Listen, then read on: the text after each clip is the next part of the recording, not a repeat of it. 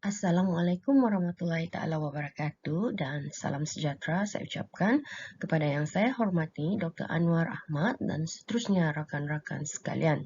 Tajuk pembentangan saya pada hari ini yaitu pentaksiran formatif berdasarkan buku teks sejarah KSSM. Berikut adalah kandungan pembentangan yang meliputi abstrak, pengenalan, konsep pentaksiran, buku teks sejarah sebagai sumber pentaksiran, cabaran dan cadangan, kesimpulan dan diakhiri dengan senarai rujukan. Kurikulum Standard Sekolah Menengah KSSM yang dilaksanakan secara berperingkat mulai tahun 2017 telah menggantikan kurikulum bersepadu sekolah menengah KBSM yang mula dilaksanakan pada tahun 1989. Perubahan kurikulum ini juga telah membawa kepada perubahan terhadap buku teks sejarah KSSM. Buku teks sejarah KSSM telah tampil dengan persembahan yang lebih menarik dari aspek warna dan penggunaan peta pemikiran dalam mempersembahkan kandungan. Selain pengetahuan sejarah, aspek nilai kewarganegaraan perlu dipelajari sebagai sebahagian daripada kandungan mata pelajaran sejarah. Turut ditekankan aspek kronologi bagi membolehkan murid memahami perkembangan peristiwa sejarah negara dan turut dimuatkan dengan pelbagai aktiviti kemahiran dan penilaian seperti aktiviti cuba buat, aktiviti kemahiran pemikiran sejarah, aktiviti pembelajaran abad ke-21, aktiviti teknologi maklumat dan komunikasi, pemahaman dan pemikiran kritis, kemahiran berfikir aras tinggi dan kajian kes. Dan perubahan ini telah membolehkan buku teks sejarah KSSM menjadi sumber yang begitu baik bagi membolehkan guru membuat pentaksiran formatif terhadap murid. Oleh itu, dalam kertas konsep ini, saya akan menjelaskan tentang konsep pentaksiran formatif, ciri-ciri buku teks sejarah KSSM, cabaran menggunakan buku teks sejarah sebagai sumber pentaksiran formatif, dan cadangan mengatasinya. Oleh itu, kajian ini penting agar guru jelas tentang ciri-ciri buku teks sejarah KSSM dan pemantapan penggunaan buku teks sejarah dalam kalangan guru dapat dilakukan. Sebagai pengenalan, kurikulum kebangsaan merupakan program pendidikan yang meliputi aspek kurikulum dan kegiatan ko-kurikulum yang merangkumi semua pengetahuan, kemahiran, norma, nilai, unsur kebudayaan, dan kepercayaan untuk membantu perkembangan murid secara menyeluruh dan bersepadu dari aspek jasmani, emosi, rohani, intelek, dan sasia diri. Dan fokus kurikulum sekolah menengah begitu selaras dengan kurikulum kebangsaan yang menekankan 6 aspek yang utama meliputi komunikasi, kerohanian dan sikap dan nilai, kemanusiaan, keterampilan diri, perkembangan fizikal dan estetika, sains dan teknologi yang mana pada akhirnya akan melahirkan generasi yang seimbang iaitu mempunyai pemikiran kritis dan kreatif serta inovatif. Dan dalam kurikulum sejarah pula memberi fokus kepada 3 perkara utama yang menyokong kepada kurikulum standard sekolah menengah itu sendiri, yaitu di dalam fokus kurikulum sejarah, yaitu pada akhirnya akan melahirkan generasi yang arif dan peka sejarah, yang mana menekankan tiga aspek yang utama, yaitu dari aspek pengetahuan sejarah itu sendiri sama ada pemahaman tentang sejarah negara dan juga sejarah dunia, seterusnya kemahiran pemikiran sejarah itu sendiri serta elemen kewarganegaraan dan nilai civic. Beralih kita kepada pentaksiran.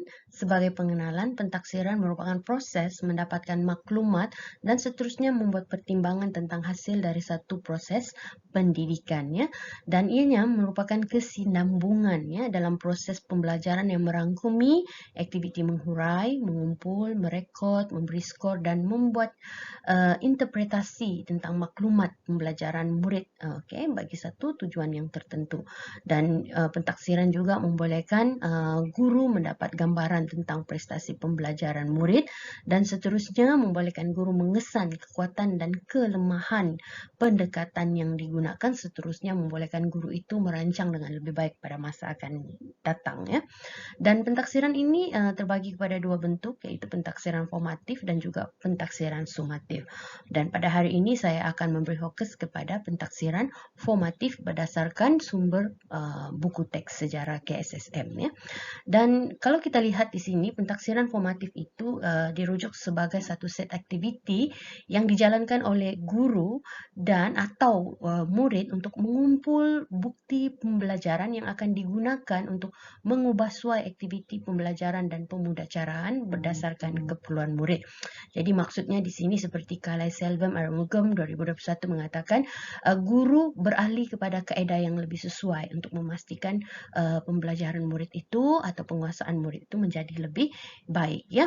Jadi pentaksiran ini berfokuskan kepada pembelajaran dan juga menekankan modifikasi, ubah suai ataupun penambahbaikan. Dan antara instrumen yang digunakan termasuklah lembaran kerja, pemerhatian, kuis, narasema, laporan tugasan, tugasan rumah, ujian dan sebagainya lah. Mungkin cikgu-cikgu di luar sana boleh kongsikan lah ya instrumen-instrumen yang cikgu gunakan dalam membuat pentaksiran.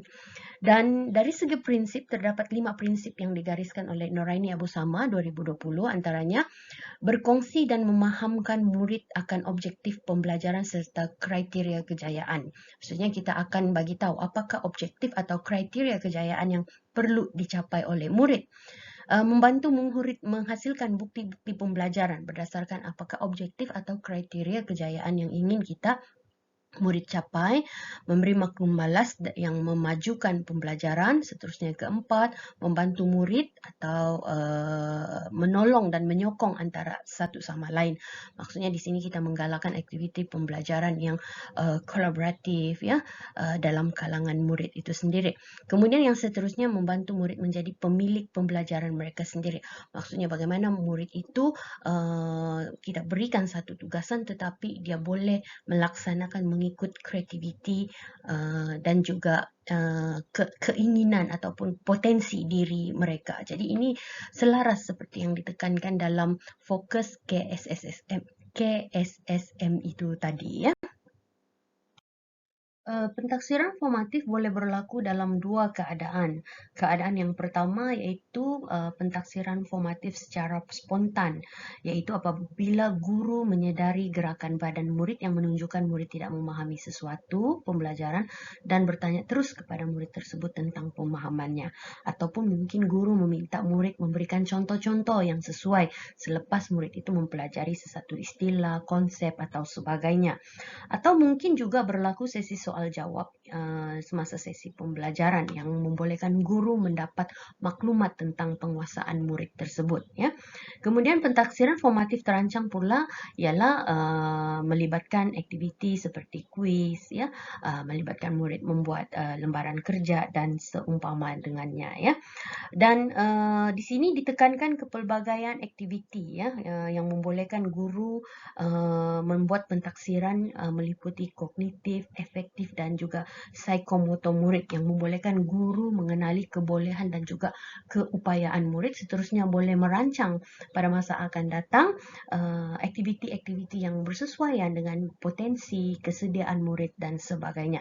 Jadi kalau kita lihat gambar-gambar yang saya kongsikan di sini menunjukkan bagaimana pelbagai aktiviti itu melibatkan murid ya, bukan saja secara kognitif, tetapi di sini kita boleh lihat efektif dan psikomotor murid itu terlibat dalam menjayakan pembelajaran dan pemudacaraan. Seterusnya, pentaksiran dalam KSSM sejarah merupakan kayu ukur ya untuk menilai penguasaan dan pencapaian murid dalam memperolehi pengetahuan, menguasai kemahiran dan mengamalkan nilai. Ini adalah fokus kurikulum sejarah itu sendiri ya, yang mana maklumat daripada pentaksiran ini digunakan untuk meningkatkan mutu pembelajaran murid dan juga pemudacaraan guru itu sendirilah ya. Jadi di sini adalah disarankan guru-guru mempersiapkan ya, diri dengan merancang dan melaksanakan pelbagai aktiviti pembelajaran untuk melibatkan murid secara aktif, yang mana ini akan membolehkan murid-murid, kalau seperti yang kita lihat dalam gambar-gambar ini ya, mereka menguasai kandungan kemahiran itu berasaskan aktiviti berpusatkan murid, mempusatkan bahan yang pada akhirnya menjadikan murid-murid itu arif dan peka sejarah, seterusnya mampu menyediakan mereka bagi menghadapi cabaran masa depan.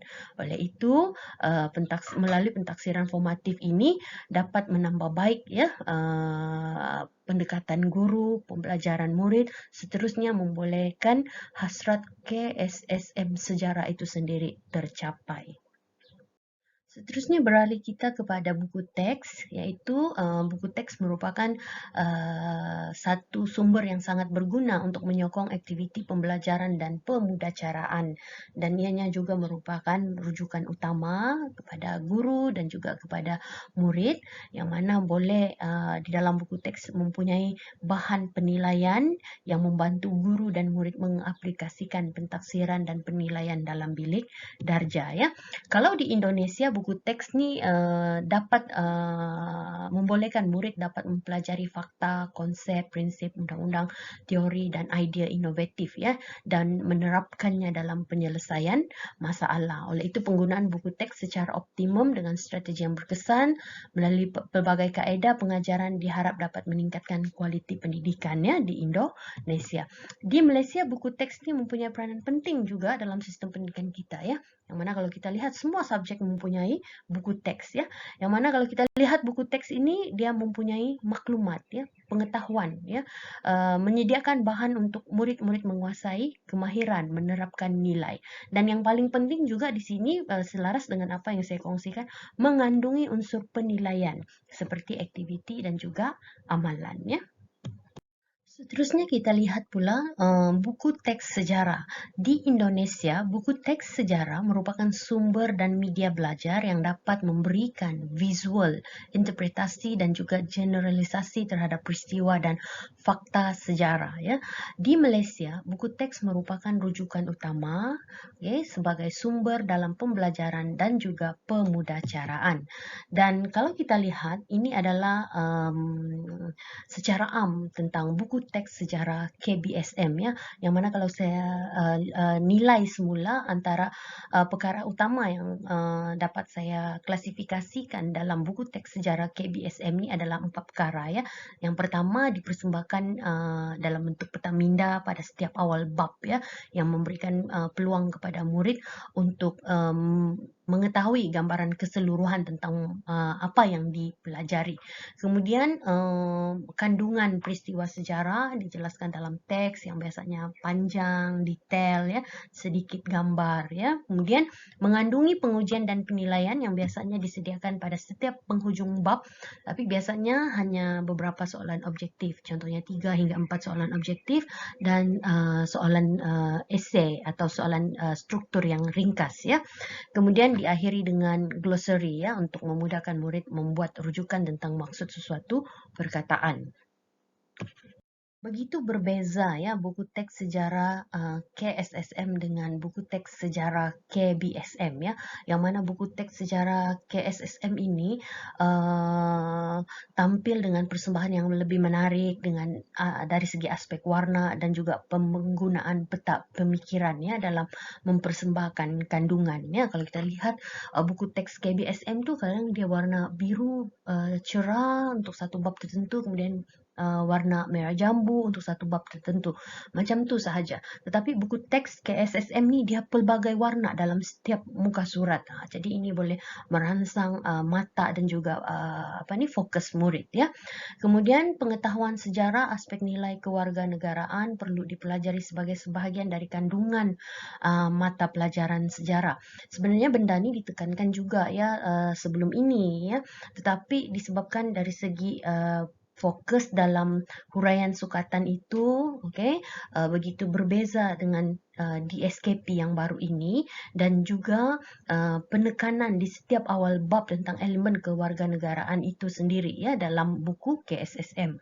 Turut ditekankan ialah aspek kronologi. Maksudnya dulu pun menekankan aspek kronologi, tetapi kronologi yang terkini ini disusun semula berdasarkan komen-komennya pihak-pihak tertentu sebelum ini. Dan yang paling penting ya, yang banyak membezakan buku teks sejarah KSSM dengan KBSM ni ialah adanya aktiviti cuba buat, KPS yang lebih jelas ya, kemudian PAK 21. Begitu banyak sekali diterapkan di dalam buku teks ini ya.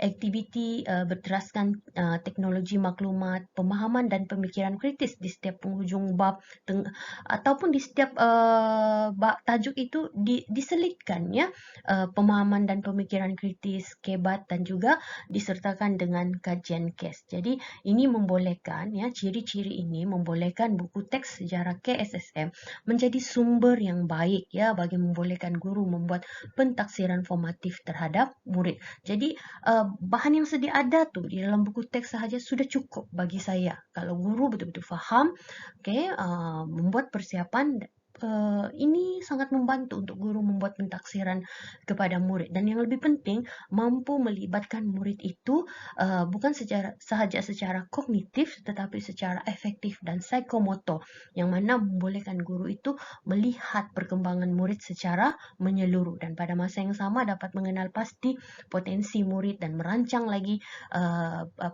pendekatan-pendekatan yang bersesuaian dengan tahap, minat, kesukaan murid dan seumpama dengannya ya. Oke. Kemudian perubahan yang terdapat dalam buku teks KSSM perlu difahami lah ya oleh guru ya.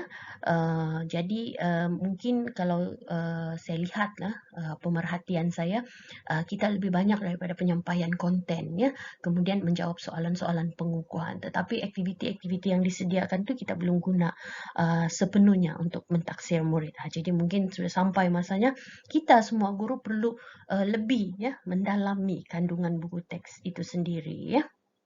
Okey. Kemudian yang berikut adalah ciri-ciri yang terdapat dalam buku teks sejarah KSSM ya. Yang mana kalau kita lihat di setiap awal bab dia ada bahan ransangannya, ada di gambar besar ya yang memberi rangsangan kepada murid ya untuk mengetahui dengan lebih mendalam tentang topik yang mereka pelajari. Gambar tu meliputi 2 halaman setiap buku setiap bab ya. Kemudian disertakan intipati pembelajaran macam tadi kan kalau kita belajar pentaksiran formatif, prinsip dia kita perlu bagi tahu apakah objektif atau kriteria kejayaan. Jadi buku teks KSSM dia sudah bagi tahu ya apakah intipati pembelajaran dan juga termasuk dalam intipati pembelajaran itu adalah elemen kewarganegaraan dan nilai civic. Ini juga begitu berbeza berbanding dengan buku teks yang sebelum ini. Dan KPS, PAK 21, imbas kembali Cakna semua nih, kalau kita lihat sampai yang ke-19 tu adalah perkara-perkara baru ya, kecuali yang glossary itu ya, yang ke-10 itu. Itu benda yang sedia ada sebelum ini. Tetapi kalau kita lihat kod QR, IPIM ya, pembelajaran ke museum, ITING, aktiviti, cerna minda, kebat, kajian kes, imbas animasi 3D. Semua ini adalah perkara-perkara yang begitu baru dan sangat sebenarnya membantu guru dalam pemudacaraan dan sangat bagus untuk diaplikasikan oleh murid dalam pembelajaran yang membolehkan murid ini dapat mengembangkan potensi mereka secara menyeluruh dan bersepadu ya. Jadi sebenarnya kita tidak guru sudah semakin senang dengan buku teks yang baru ini, tetapi memerlukan guru-guru meneliti ya dengan lebih memerlukan masa lah. Saya yakin sebenarnya guru ni masa ya. Kalau guru-guru mempunyai masa yang lebih dan mampu meneliti, saya rasa buku teks sekarang sangat memudahkan kita untuk mengajar, sangat memudahkan kita untuk mentaksir murid. Ini adalah contoh perkara-perkara yang saya senaraikan tadi, yang mana kalau kita lihat di sini terdapat kebat, kajian kes, PK 21, cuba buat, pemahaman dan pemikiran kritis, aktiviti dan sebagainya, yang mana semua ini sebenarnya sangat memudahkan, sangat membantu untuk guru-guru membuat pentaksiran formatif terhadap murid. Dan satu lagi yang ditekankan dalam buku KSSM ni ialah lawatan ke muzium, ya, lawatan ke muzium dan juga kajian kes, ya, yang berbeza dengan buku teks yang lama, yang mana sebenarnya kalau dua aktiviti ini dilaksanakan, lawatan ke muzium dengan disertai dengan aktiviti susulan, kemudian melibatkan murid dengan kajian kes, sebenarnya kita boleh mentaksir murid itu sama ada secara kognitif, efektif dan juga psikomotor, ya. Kemudian seterusnya apa yang perlu dilakukan oleh guru ialah guru perlu memahami apa itu pentaksiran formatif, perlu merancang dan juga melaksanakan seterusnya sentiasa membuat penambahbaikan.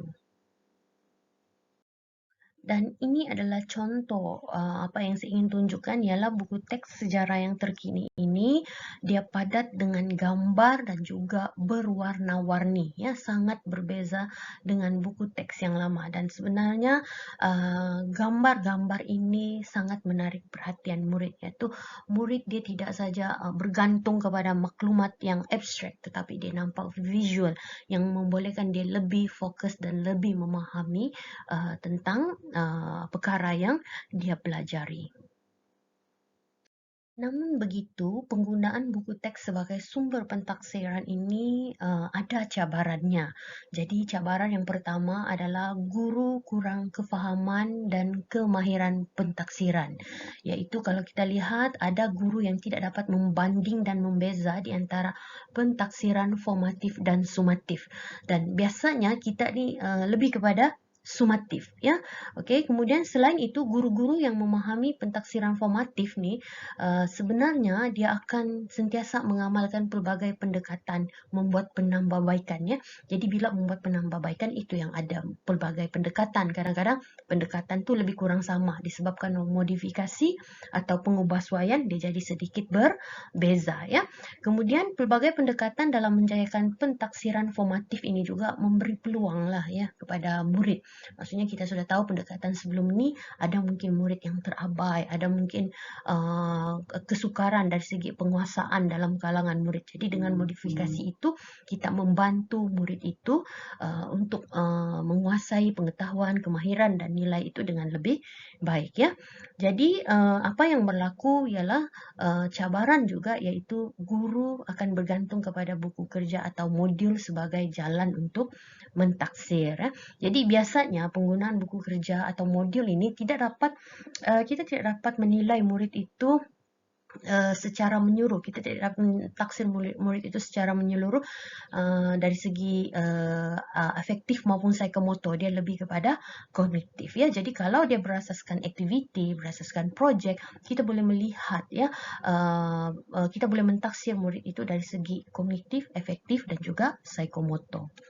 Cabaran seterusnya ialah peruntukan masa mengajar sejarah adalah terhad.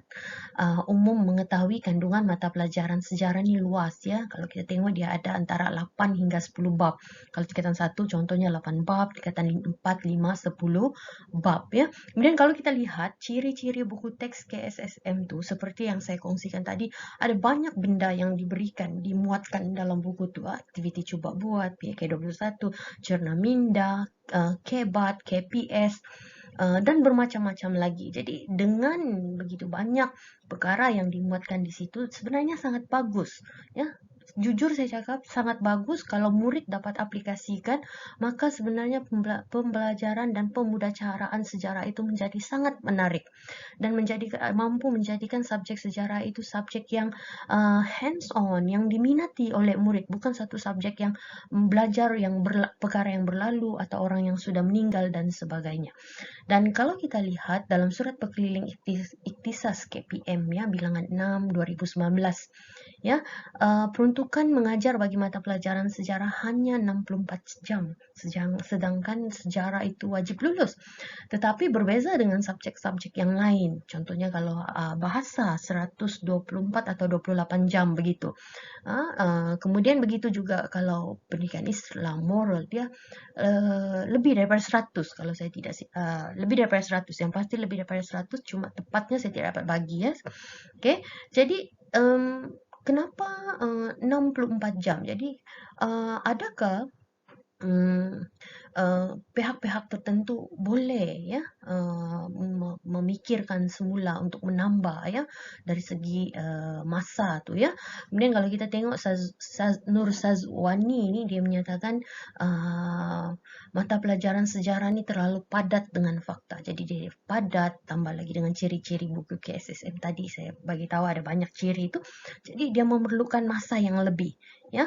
Tambah lagi dengan sejarah wajib lulus. Jadi kalau wajib lulus kemudian dengan fakta yang begitu padat, sudah tentulah kadang-kadang guru ini dia akan pergi kepada konsep menghafal ya, sebab mau mempersiapkan murid dengan lulus ya. Jadi mungkin di sini dari segi masa ni perlu difikirkan semula lah ya. Okay.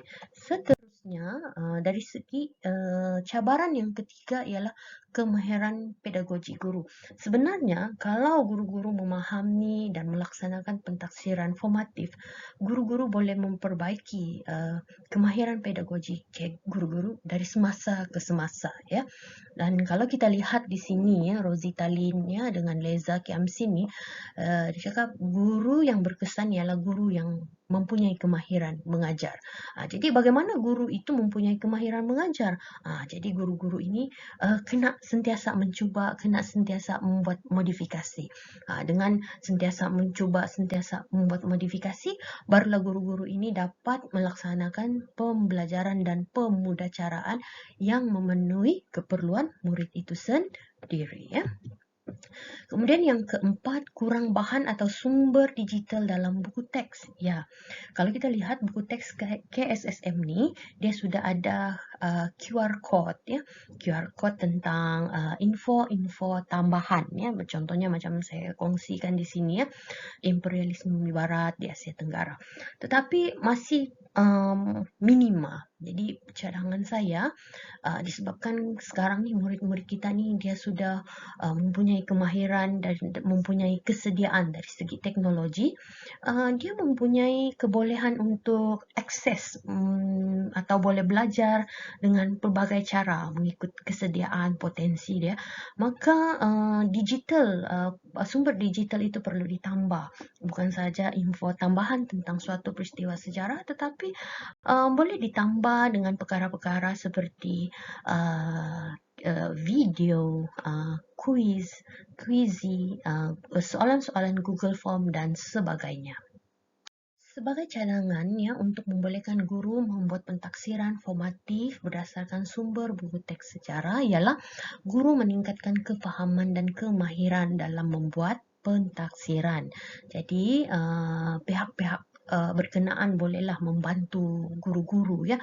Contohnya pihak-pihak BPG, BPK ya, untuk membantu dan memastikan pendekatan guru dalam bilik darjah sentiasa ditambah baik. Selain itu, guru-guru juga perlu meningkatkan pengetahuan serta integriti ya dalam membuat pentaksiran ya.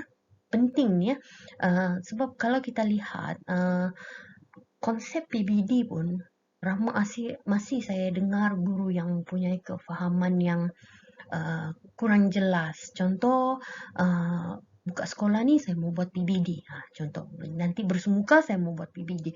So, adakah selama ini kita semasa PDPR tidak membuat PBD? Sedangkan setiap hari apabila kita mengajar, kita perlu membuat PBD, pentaksiran bilik darjah. Kita mentaksir ya, kita menetapkan objektif kemudian kita mentaksir murid itu, dan kita perlu jelaskan dalam penulisan refleksi kita bagaimana pencapaian murid, bagaimana perkembangan pentaksiran kita pada hari kita mengajar tersebut ya. Kemudian guru yang mempunyai pengetahuan dan kemahiran akan mempunyai kesediaan yang tinggi dalam melakukan pentaksiran. Jadi guru yang dia jelas tentang konsep pentaksiran ni dan dia mahir membuat pentaksiran ni, sebenarnya dia akan bersedia. Macam hari-hari dia mengajar pun dia boleh mentaksir. Okey, di mana-mana dia jumpa murid pun sebenarnya dia boleh mentaksir. Okey, macam contoh kalau kita ajar tentang kepimpinan ya, mungkin di dalam kelas dia tidak dapat menjelaskan menunjukkan konsep dengan baik, okey. Tetapi bila berlaku di luar kelas, mungkin kita jumpa dia di kantin atau di tempat-tempat tertentu, dia boleh menunjukkan konsep itu dengan baik. Jadi kalau di sini kita dengan integriti yang ada pada diri kita, kita boleh mentaksir murid itu, boleh merekod apa yang kita nampak dengan perlakuan murid itu ya. Kemudian meningkatkan kemahiran pedagogi guru. Jadi ini selain ada pihak-pihak yang membantu seperti BPK, BPG, okey, tetapi guru-guru sendiri juga boleh meningkatkan kemahiran cikgu melalui pembacaan, contohnya buku-buku PAK 21 sejarah, okey, kemudian melalui webinar atau perkongsian profesional yang dilakukan secara bersemuka maupun secara atas talian ya, yang mana sebenarnya banyak ya kalau kita tengok video-video yang cikgu boleh ulang tonton ya pada bila-bila masa untuk menambah baik konten cikgu sendiri ya. Kemudian yang seterusnya, latihan dan bengkel penggunaan buku teks ya. Khususnya ini peranan BBT lah ya. Dan sebenarnya saya ada mengikut satu mesyuarat prasidang ya, cadangan balas mesyuarat libat urus KPM bersama-sama pihak berkepentingan berkaitan dengan buku teks sejarah KPM ya yang berlangsung 22 September 2021 yang mana salah satu perkara yang ditekankan yang bakal ya, tidak tahulah baru perancangan bakal dilaksanakan ialah memantapkan kemahiran guru menggunakan buku teks sejarah. Jadi ini kalau berlaku, kalau benar-benar berlangsung satu benda yang sangat bagus lah ya untuk kita guru-guru sejarah. Tapi timbul lagi persoalan berapa ramai guru yang mampu dilibatkan ya. Jadi kita berharap seramai yang boleh lah ya. Okey, kemudian sudah tentulah saya mencadangkan peruntukan masa tambahan bagi mata pelajaran sejarah kerana melalui kepelbagaian aktiviti ya yang membolehkan kita mentaksir murid dari segi kognitif, efektif dan psikomotor itu memerlukan masa. Jadi kecukupan masa itu sangat penting ya. Dan kepelbagaian aktiviti itu sangat penting untuk membolehkan murid kita ini dapat mengembangkan potensi ya yang selaras dengan matlamat KSSM tadi itu melahirkan insan yang seimbang, kreatif dan inovatif. Jadi dalam pembelajaran sejarah kita juga perlu menekankan aspek kreatif dan inovatif. Sejarah tu bukan menghafal sahaja, tetapi bagaimana aktiviti-aktiviti yang dilakukan oleh murid itu kita akan nampak di situ kreativiti dan juga inovasi yang dihasilkan oleh murid. Akhir sekali saya mencadangkan agar BBT dapat menambah bahan atau sumber digital bagi meningkatkan penggunaan TMK ya dalam buku teks. Yang mana kalau kita lihat dalam kajian seperti yang dijalankan oleh Richie dan rakan-rakan iaitu Woodwall berjaya meningkat pencapaian murid dalam mata pelajaran sejarah ya. Begitu juga kajian seperti Muhammad Mazan Awang dan rakan-rakan yang mana TMK dapat menarik minat pelajar dan meningkatkan pencapaian dalam mata pelajaran sejarah. Begitu juga kajian dari luar, itu dari Indonesia, Darwati. Ya, variasi dalam penilaian menyebabkan pelajar tidak akan bosan dengan model penilaian yang hanya memilih jawapan atau menjawab soalan esei. Jadi ini saya sertakan satu contoh ya bagaimana buku kerja iPro ya, modul pentaksiran iPro ini dilengkapkan begitu banyak bahan-bahan digital ya seperti maklumat, soalan kuis Google Form dan sebagainya. Jadi ini merupakan satu perkembangan yang baik lah ya untuk memberi peluang kepada murid yang mampu akses dan mempunyai peralatan untuk belajar sejarah mengikut kesesuaian walau berada di mana jua. Sebagai kesimpulan, apa yang saya boleh katakan ialah pentaksiran formatif begitu penting ya.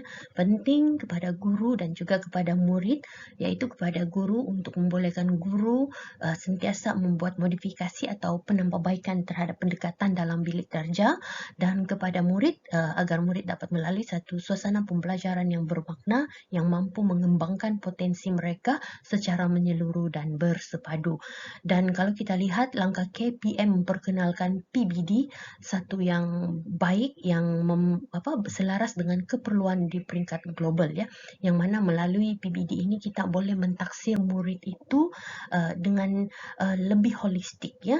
Dan kalau kita lihat, buku teks adalah sumber yang sangat membantu kepada guru dalam membuat pentaksiran formatif, khususnya buku teks sejarah KSSM, seperti mana yang saya tekankan tadi, ciri-ciri yang terkandung dalam buku teks sejarah KSSM itu memberi idea ya kepada guru untuk melaksanakan pentaksiran yang lebih menyeluruh ya, yang mana sebenarnya kalau guru-guru dapat melaksanakan pentaksiran formatif berdasarkan sumber-sumber buku teks itu, kita mampu melahirkan generasi yang kritis, kreatif, dan inovatif yang telah melalui satu sesi pembelajaran yang aktif, ya, yang fokus, dan yang bermakna. Ya.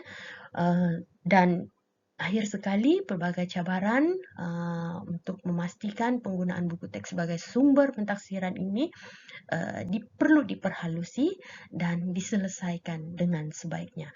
Dengan itu, berikut adalah senarai rujukan yang saya gunakan untuk menyiapkan kertas konsep ini.